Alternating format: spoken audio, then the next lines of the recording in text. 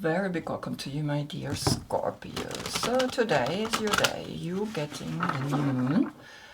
And it's a special day because you have not only Sun and new moon in your sign, but you also have Venus and Mercury.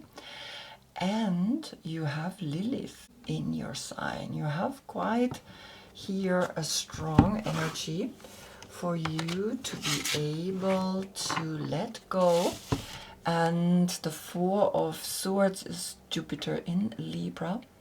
And Jupiter in Libra is helping you to recognize that the duality here in the Four is two swords down, two swords up. And that the stillness after the fight is where you can reflect what is really important right now. So you have the Sun, right? Which, let's say, the two swords up point at the Sun and the two swords point down to the new moon. You have the light and the dark both in your sign and helping you to recognize who are you deep within, right? Who is here to shift consciousness, because that's what a new moon does, right? We shift consciousness. We see that Jupiter, I'm going to look at Jupiter, what Jupiter is wanting to say, because this is Jupiter in Libra, so we're going to look at that. And of course, Jupiter right now is in Cancer. It's that loving aspect of ourselves when we recognize that the two swords that go down is the feminine.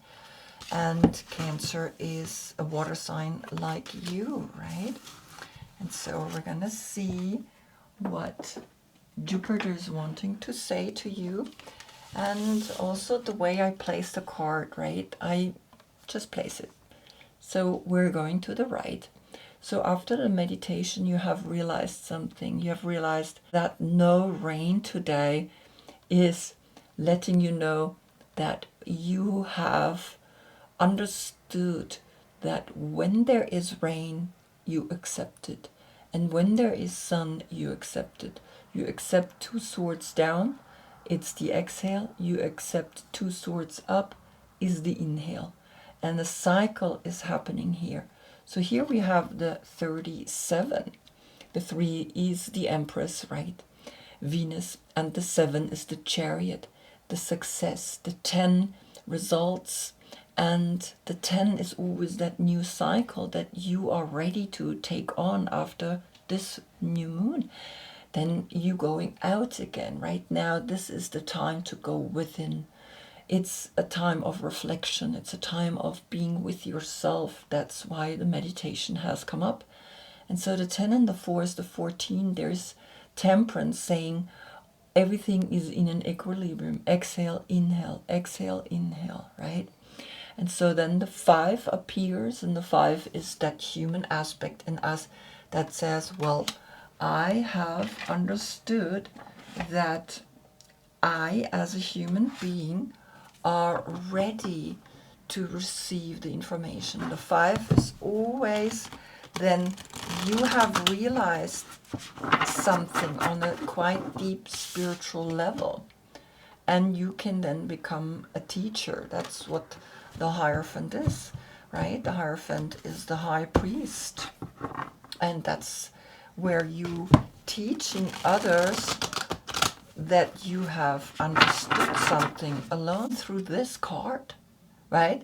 The rain and the sun are both needed as an equilibrium. The arrow up and the arrow down are both needed as an equilibrium. And so now Jupiter in Libra, we're going to see what's coming. And I always find it really interesting, right, when we see how the cards then interact, because I'm using different decks. So here we have Mars in Leo, and you are looking into Mars in Leo. So after the meditation, you have realized this, or within the meditation, you have realized this. And now Mars in Leo says, well, how are you going to take action? And you see 3 and 3, and then 1 wand. that is blocking the road, but that's the holy wand, right? And so you can see that the 7 is in here, the 7, so the chariot, the success lies within those who take action. And the 7 is the crown chakra. So the 7 and the 4 is the 11. And the 11 is then the portal with the 10, 3 times the 1 and the 0. That's the Fool, that's Uranus.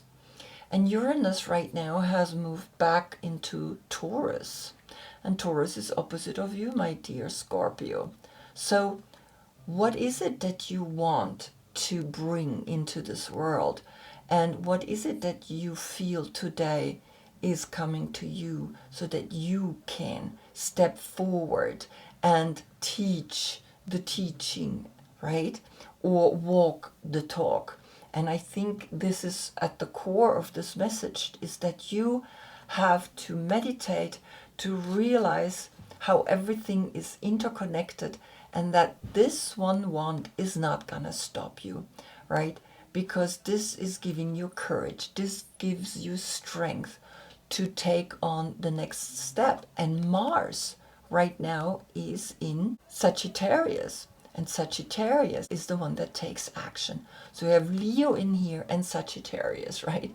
And so you have the help to step forward, to step out and do whatever it is that you feel like doing, because this is the moment you can totally let go of the old and be free in your next level of experience.